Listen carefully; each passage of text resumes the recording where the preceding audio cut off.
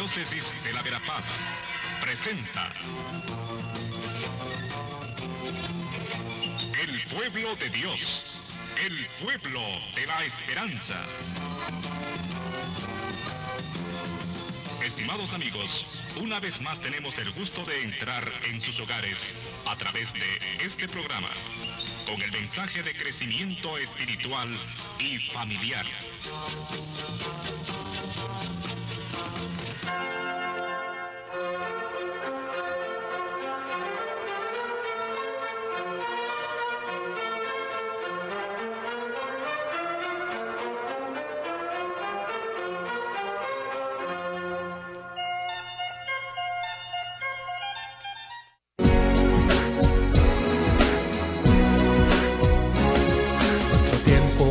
Llegado y debemos ahora comenzar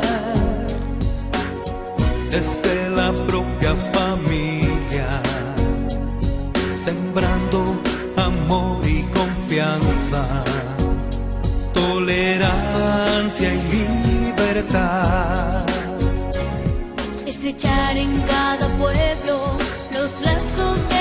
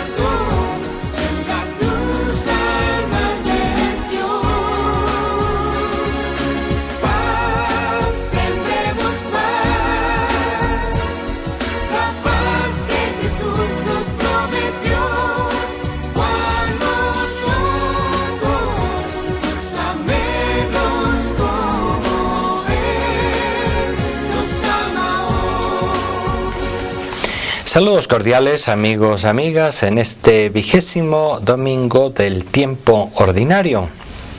Estamos en el capítulo 12 de San Lucas y estamos como terminando esta primera etapa de la subida de Jesús con sus discípulos a Jerusalén, ocasión que él, como hemos dicho muchas veces, va aprovechando para enseñar a sus discípulos muchas cosas, para darles instrucciones sobre lo que será seguirle a él y continuar con su misión.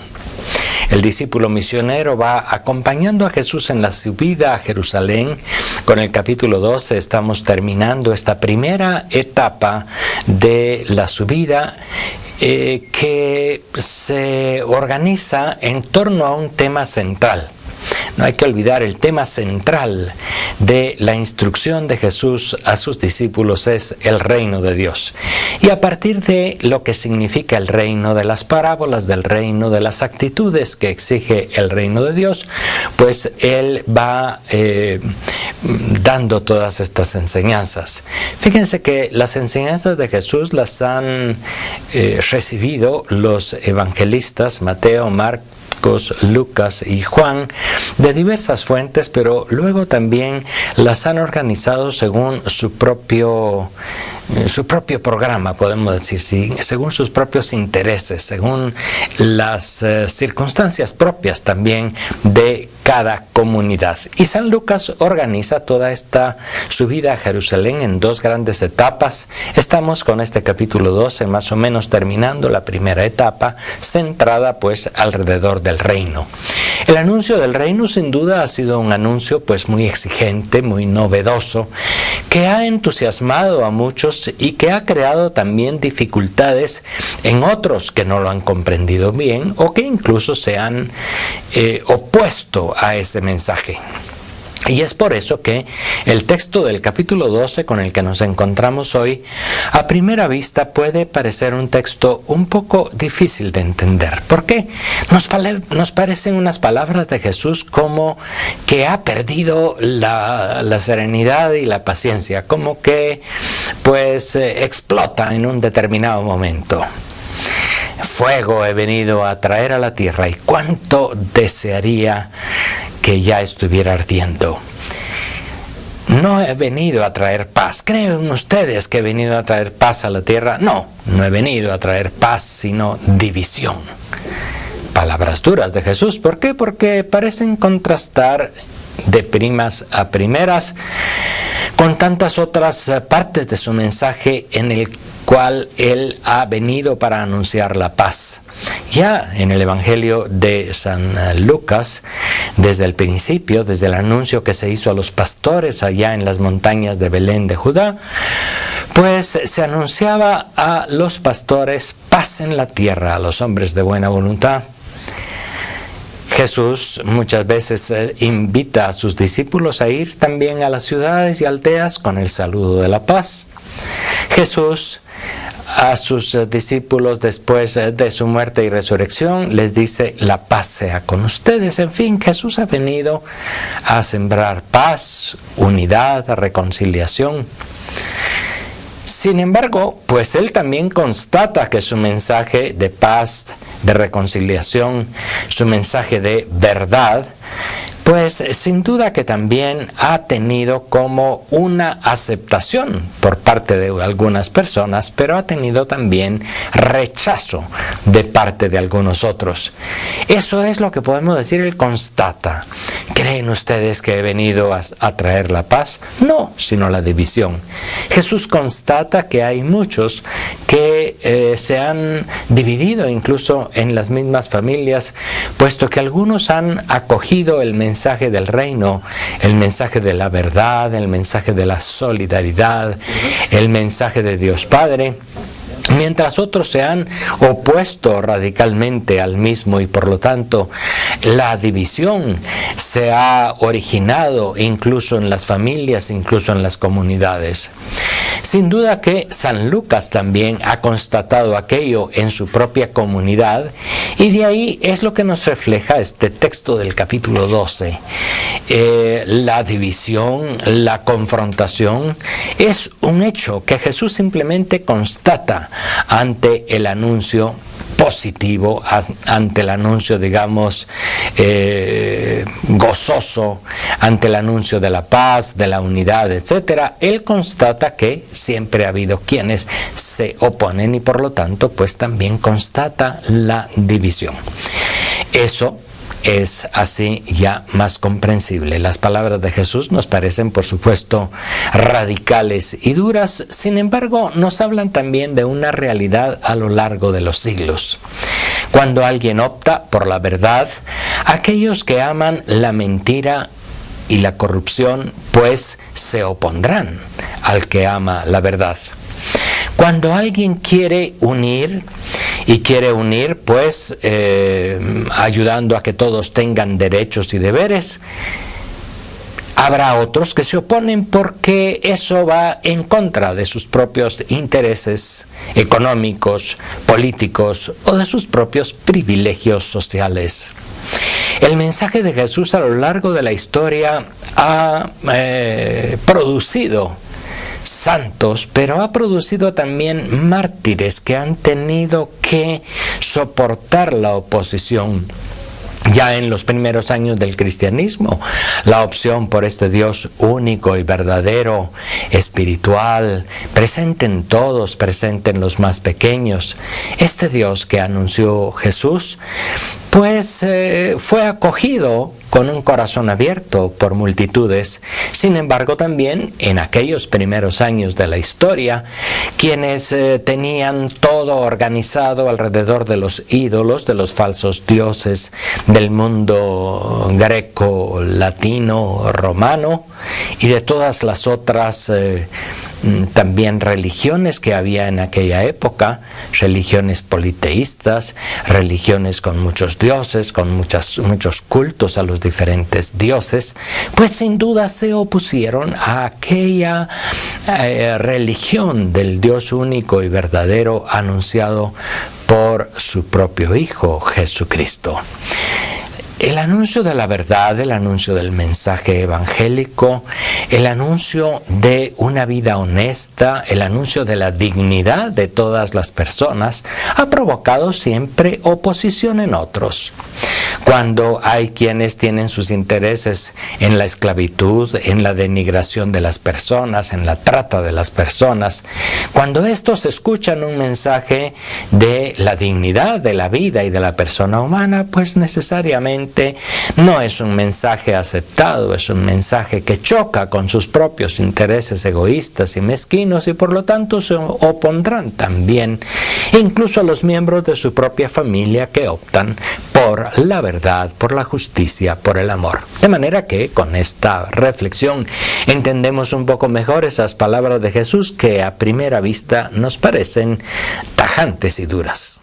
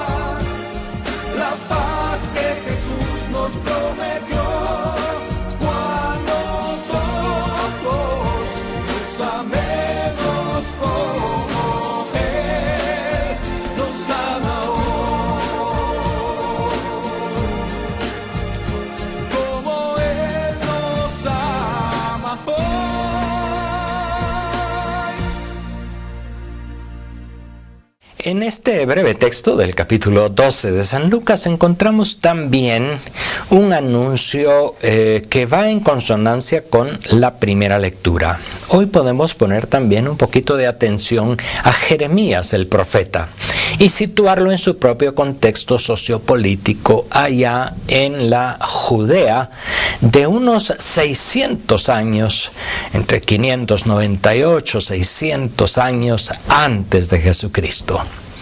Judea, el reino del sur, estaba en una situación política muy complicada. Jeremías, como buen profeta, había analizado aquella situación política e incluso militar a la luz de la palabra de Dios, a la luz de su mensaje, y había llegado a una conclusión. Para que el reino de Judea pueda sobrevivir a la inminente invasión de los caldeos, no tiene que hacerle frente, no tiene que hacer alianzas políticas y militares con otros, tiene que entregarse a Babilonia. Ese análisis, podemos decir, político-militar que había hecho Jeremías estaba basado también en su convicción de que Dios, el Dios de Israel, no iba a abandonar a su pueblo. O sea que en aquel momento, en vez de hacer alianzas políticas y militares y en vez de lanzar al pueblo a la guerra en contra de su enemigo, lo mejor era darse por vencido, hacer una alianza con Babilonia, que ya por otra parte tenía sitiada a la ciudad. Sin embargo, los intereses internos del reino de Judá no estaban de acuerdo con esa postura de Jeremías y por lo tanto le persiguen y por lo tanto le calumnian y por lo tanto incluso ante el rey Sedecías le denuncian y piden su muerte. Jeremías va a parar a un pozo, a un depósito de agua que en aquel momento estaba vacío, precisamente porque la ciudad estaba sitiada, no tenían agua ni pan. Y Jeremías pues está destinado a morir hasta que un eunuco de la corte del rey pues se compadece, va a avisar al rey y Jeremías es sacado por medio de unas cuerdas improvisadas con ropa usada, ropa vieja, pues es sacado de aquella cisterna. Interesante pues cómo se nos pone este texto de Jeremías, la vida de Jeremías, en comparación o en paralelismo con lo que el Evangelio de hoy está enseñando. El Evangelio enseña pues que habrá oposición al que dice la verdad, habrá oposición al que opta por la dignidad del ser humano, habrá oposición al que opta por la vida, puesto que hay quienes tienen intereses guerreros y de muerte y de violencia. Habrá oposición al que dice la verdad, porque hay quienes aman la corrupción, la mentira, la doble cara, la hipocresía. Eso que dice el Evangelio de hoy, pues se ejemplifica muy bien con la historia de Jeremías, que estamos justamente en el capítulo 38 de Jeremías, una parte de su libro que se llama justamente las confesiones de Jeremías y el martirio de Jeremías.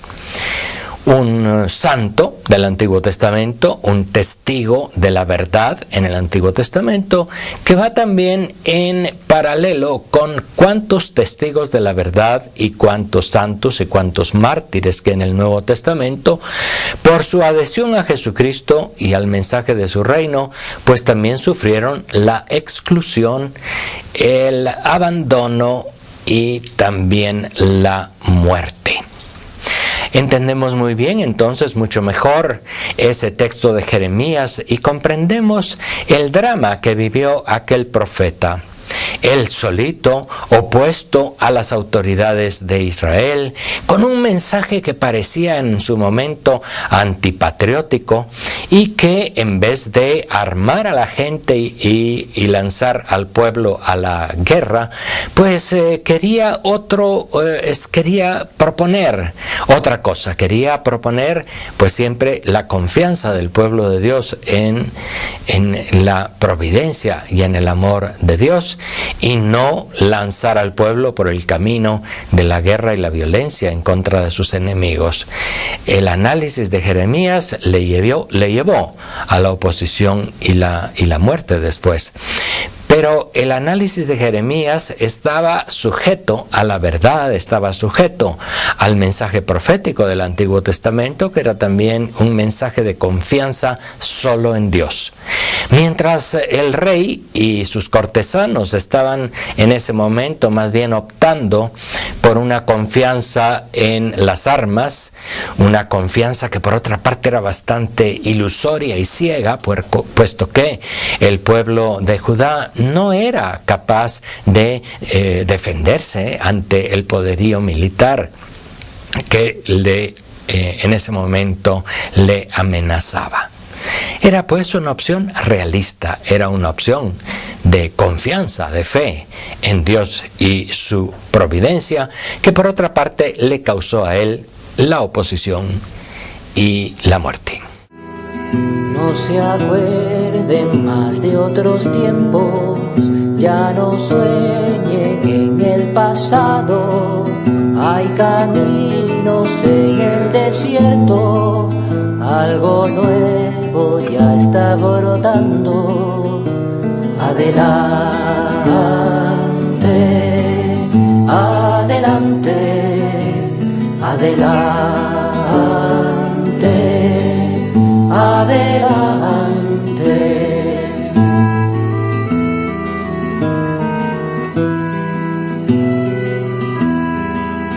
Olvidando lo que atrás dejo, yo me lanzo hacia adelante y corriendo voy a la meta, porque Cristo ya me dio alcance.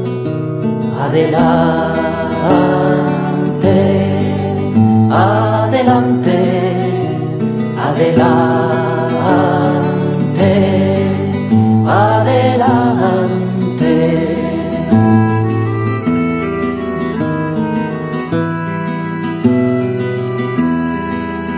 El que pone mano al arado y hacia atrás aún vuelve la vista, para el reino de Dios no sirve, porque Cristo tiene hoy prisa. Adelante, adelante, adelante, adelante.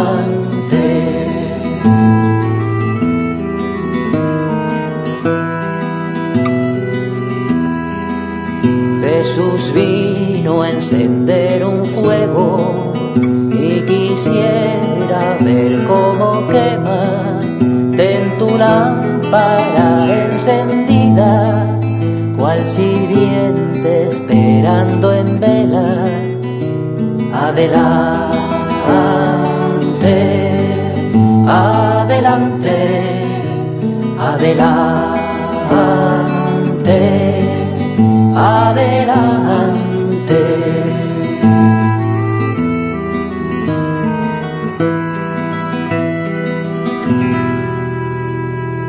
El Evangelio de Lucas nos habla también de Jesús que dice: fuego he venido a traer a la tierra.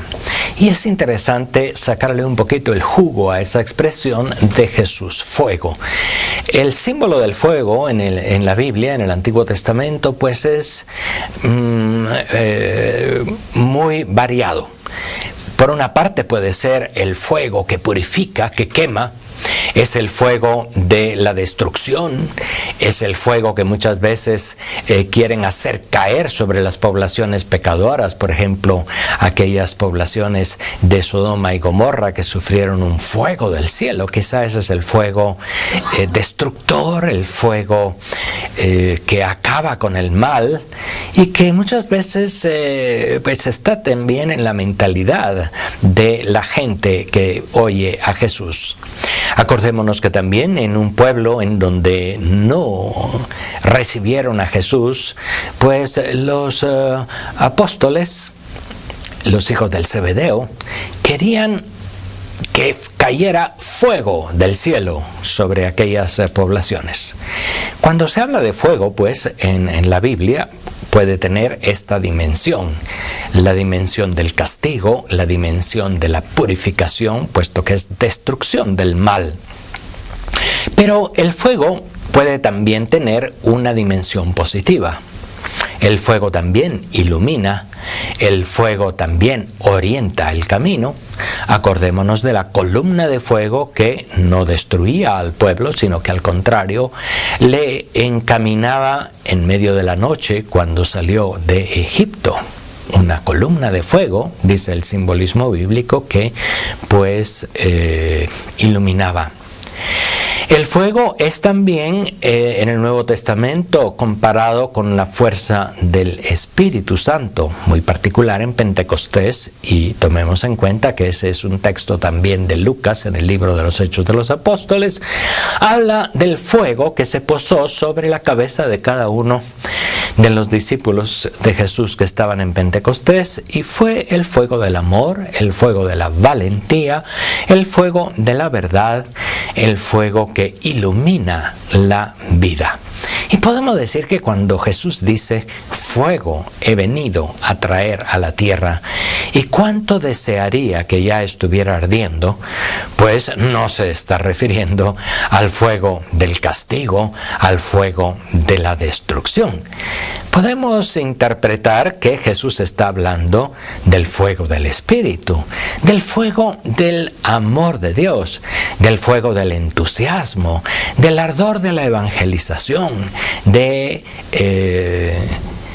fuego que ilumina, que calienta los corazones débiles y flojos, que destruye, eso sí, también el miedo, que deja de lado los prejuicios y las desconfianzas.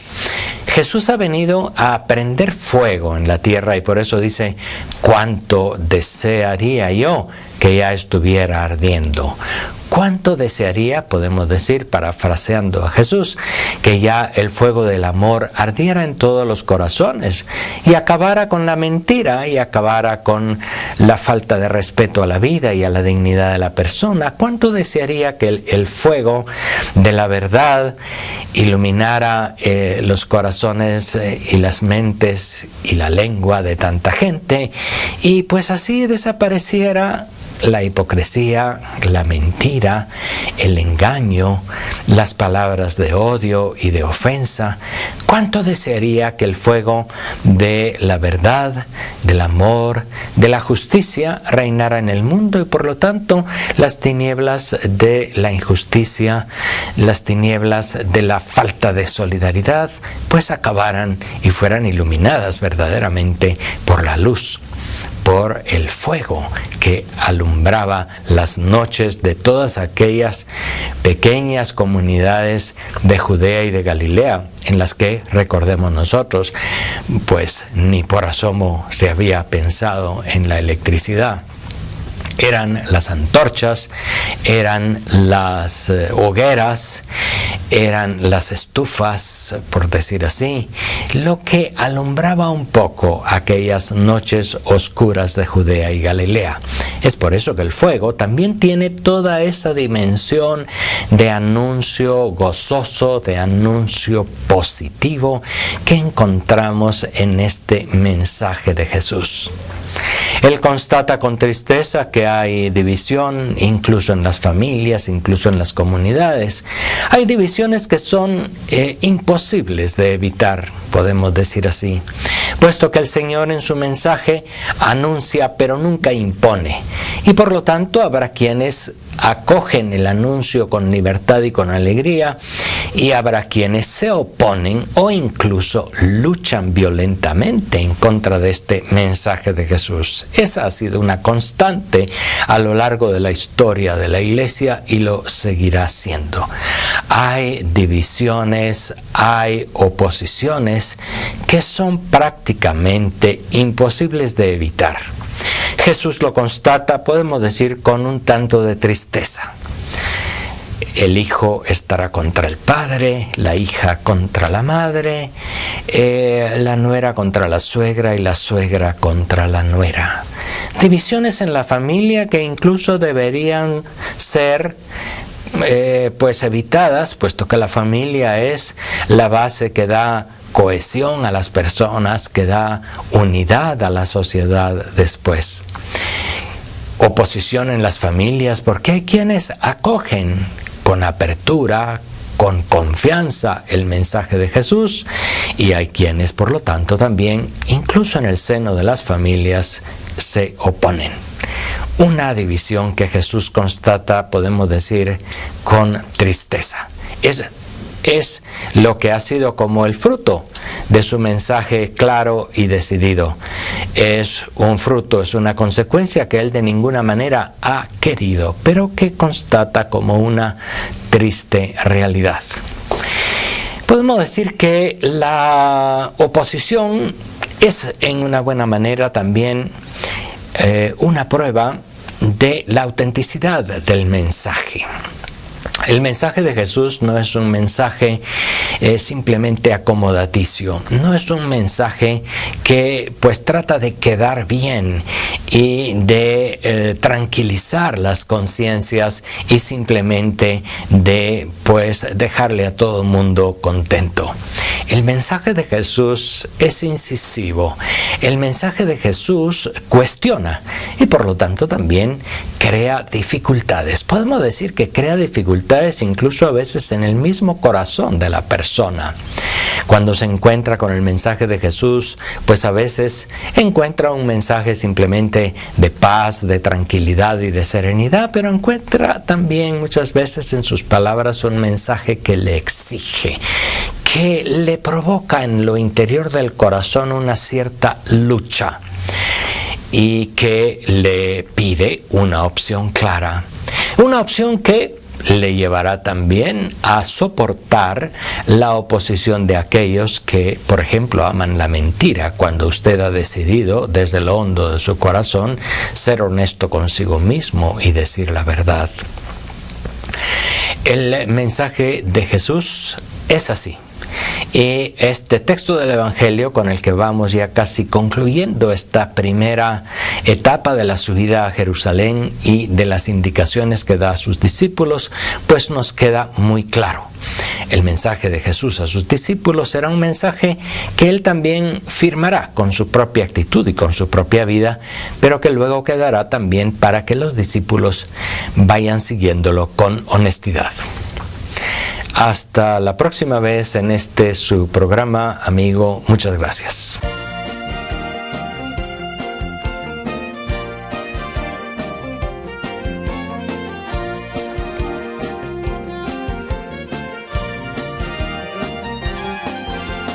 Eres el fuego, el amor, rocío, terremoto, la puerta, Señor. Silencio que me envuelve de día y sin luz. Tú estás aquí.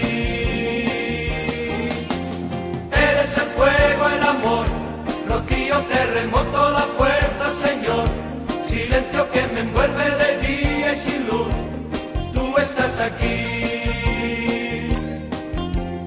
Busco en los pueblos sosiego y paz, hallo en los hombres tu gran amistad. Siento que hablas en cada vecino, guías mis pasos, me llevas a ti.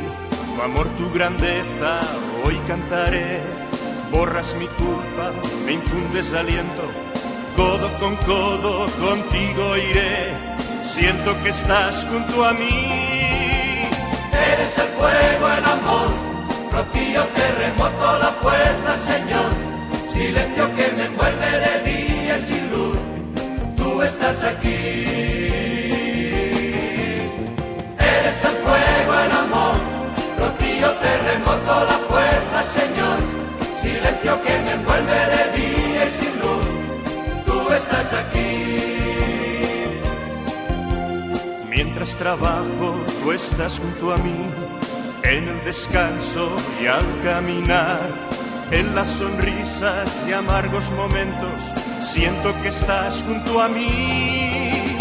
Eres el fuego, el amor, rocío, terremoto, la puerta, Señor, silencio que me envuelve de día y sin luz, tú estás aquí. Eres el fuego, el amor, rocío, terremoto, la puerta, Señor, silencio que me envuelve de día y sin luz, tú estás aquí.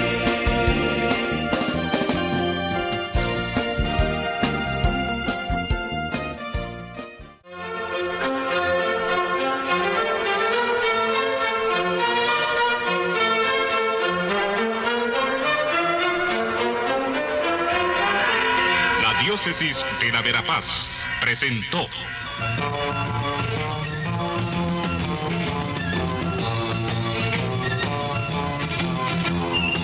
el pueblo de Dios, el pueblo de la esperanza.